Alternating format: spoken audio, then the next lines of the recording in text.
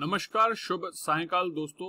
देखिए, अभी वही बात है कि बार बार दो तीन मुद्दे हैं जो इस समय की रोज करंट अफेयर्स में जिसके बारे में न्यूज आती है। इंडिया के सामने, इंडिया की फॉरेन पॉलिसी के सामने जो सबसे बड़े चैलेंजेस में है उनमें चाइना, पाकिस्तान तो है ही, जो नेबरिंग कंट्रीज, उसके अलावा तालिबान जिसने कि अफगानिस्तान के लगभग 80% इलाके पे कैप्चर कर लिया, उससे भी रिलेटेड बहुत बड़ी चुनौती है। क्यों? क्योंकि केवल तालिबान इशू नहीं है, इशू है कि पाकिस्तान और चाइना ऐसा चाहते हैं कि जो अफगानिस्तान में डेमोक्रेटिक गवर्नमेंट है वो चूंकि उसके फायदे की काम नहीं करती, उसके फायदे का कोई भी बात नहीं करती है, वहां की जो गवर्नमेंट है वो इंडिया ओरिएंटेड है, इंडिया के प्रति उसका सॉफ्ट रवैया, और इंडिया की जो गवर्नमेंट है उसको सम्मान करती है, इंडिया के बहुत सारे इन्वेस्टमेंट भी है।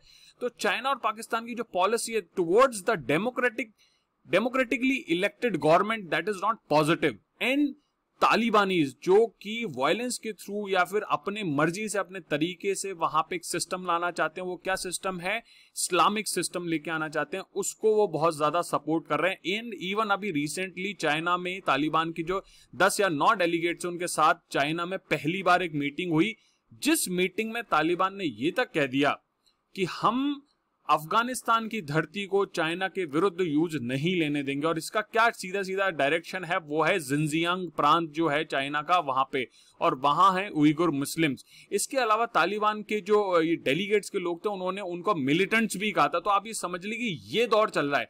अब ऐसे में इंडिया के सामने चैलेंजेस ये बनते हैं कि वो कैसे तालिबान की जो फोर्सफुली एक्वायरिंग जो टेंडेंसी है कि लैंड को ग्रैब करके वहां अपना शासन, बोलो डेमोक्रेटिक जो वैल्यूज हैं, फीमेल्स की जो लिबर्टी है, इक्वालिटी है, या जो फ्रीडम है, जस्टिस है, ऐसे सारी जो जितनी भी डेमोक्रेटिक वैल्यूज हैं उन सबको ये हार्म करके सेटल करना चाहते हैं। तो इंडिया के सामने चैलेंज आ गया। अब इंडिया क्या करे, क्योंकि कई सारे फ्रंट्स पे इंडिया घिर चुका है। मेरा नाम है ऋषि सुधांशु पांडे, रैंक 20 RS 2018, और उसके अलावा ये 2-3 चीजें हैं, वहां आप अपने सिविल सर्विसेज से रिलेटेड डाउट्स, और मैं धीरे धीरे क्लियर कर भी रहा हूं। आई होप कि उन लोगों के डाउट्स क्लियर हो रहे हैं। हाँ, ऐसा है कि अगर मेरे पास एक्चुअली नंबर ऑफ मैसेजेस काफी ज्यादा तेजी से बढ़ रहे हैं, तो मैं सभी लोगों के डाउट्स एक साथ तो क्लियर नहीं कर पा रहा, लेकिन 2-3 दिन में मैं लगभग सभी लोगों के डाउट्स क्लियर कर रहा हूं। इवन आप सिविल सर्विसेज के अलावा अगर आपके कोई पर्सनल डाउट्स हैं, कुछ चीजें हैं जो आपको लगता है कि आप किसी से शेयर नहीं कर पा रहे, उन क्वेश्चंस को भी आप मुझसे डिस्कस कर सकते हैं। मैं गारंटी नहीं देता कि मैं इमीडिएटली रिप्लाई करूंगा, लेकिन मैं इस चीज की गारंटी देता हूं कि मैं रिप्लाई जरूर करूंगा अपने टाइम टेबल को मैच करके। चलिए अब चल लेते हैं न्यूज के ऊपर। देखिए, पहली न्यूज है, as China props up Taliban, India props up Taliban. China जैसे जैसे तालिबान को अपना कर रहा है या फिर उसको इंपॉर्टेंस दे रहा है, India and US send joint message against forceful take over of Afghanistan.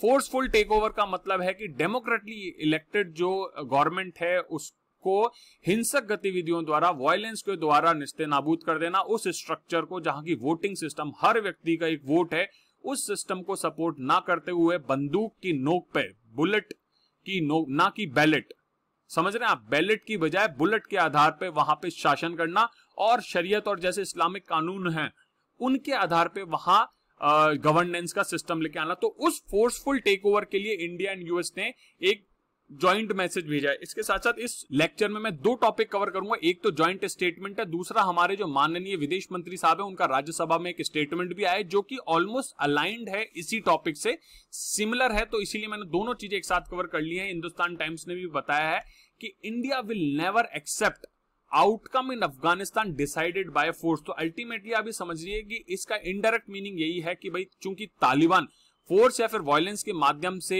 जो अफगानिस्तान है वहां पे शासन जमाना चाहता है, तो जयशंकर साहब ने कह दिया है कि आप फोर्स के तरीके से इस चीज को अपना लेंगे तो हम आपको रिकॉग्नाइज नहीं करेंगे। बातचीत, संवाद, communication, discussion, these are the ways which India consider correct, and if you do the same then we may think of कि हम तालिबान से बातचीत रखें, तालिबान को रिकॉग्नाइज करें। अगर आप ऐसा नहीं करते हैं तो we will not accept the way you are doing things.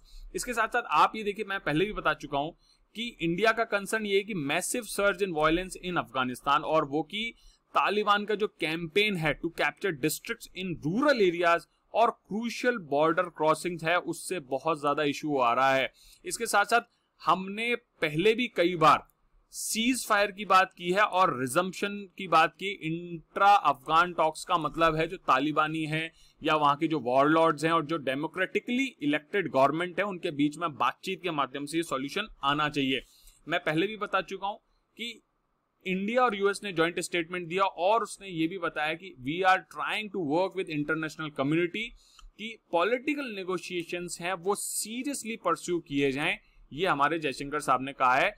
अभी ये बात क्यों आई क्योंकि यूएस के जो स्टेट सेक्रेटरी हैं एंटोनी ब्लिंकन वो न्यू दिल्ली की विजिट पे हैं और क्योंकि भारत अफगानिस्तान से संबंध में बहुत एक इंपॉर्टेंट रोल प्ले करता है और जो यूएस फोर्सेज है उनके बाहर जाने के बाद से अफगानिस्तान में एक तरह से एक वैक्यूम आ गया कि वहां कौन ये सिस्टम को संभालेगा, क्योंकि अफगानिस्तान पे चैलेंजेस बहुत ज्यादा है। वहां की जो फोर्सेज है परफेक्टली ट्रेन्ड नहीं है और ऑल्दो उनके पास इक्विपमेंट्स, आर्मामेंट्स और ऐसे आर्टिलरी है, but they are not able to use it very strategically. तो इससे संबंधित हमने ट्रेनिंग भी दी उन्हें। एसटीए 2011 में हुआ था इंडिया और अफगानिस्तान में, तो हम ट्रेनिंग भी दे रहे हैं। यूएस फोर्सेज ने भी ट्रेनिंग दी है, लेकिन बात यही है कि वहां तालिबान अलग अलग तरीके से और चाइना और पाकिस्तान जैसी जो अदर, इसके अलावा और भी कई कंट्रीज हैं जो तालिबान को सपोर्ट कर रही हैं। तो प्रॉब्लम इसलिए यूएस इंडिया की तरफ इस विषय पे देख रहा है और हमने पहले भी कहा है कि एसटीए जो 2011 में हुआ था उसके आधार पर हम मिलिट्री भेज भी सकते हैं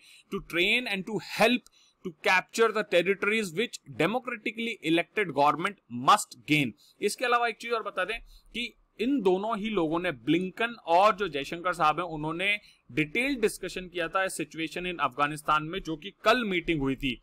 और साफ साफ ये देखिए उन्होंने कह दिया कि we were very clear that there must be negotiated political state settlement in Afghanistan, that there can not be military solution. या सैन्य आधारों पे इसका निर्णय नहीं हो सकता। आज के 200 साल पहले जो साम्राज्यवाद की नीति थी उसके आधार पर आप कब्जा नहीं कर सकते। आज लोकतांत्रिक मूल्यों की बात है, लोकतंत्र के तरीके की बात है, जहां राजनीतिक समानता की बात है, प्रत्येक व्यक्ति के वोट का मूल्य एक होता है। तो बंदूक की नोक की बजाय बैलेट के आधार पर, इंस्टीड ऑफ बुलेट, बैलेट के आधार पर आप चयन किया जाएगा सरकार का और लोग अपनी सरकार का चयन करेंगे।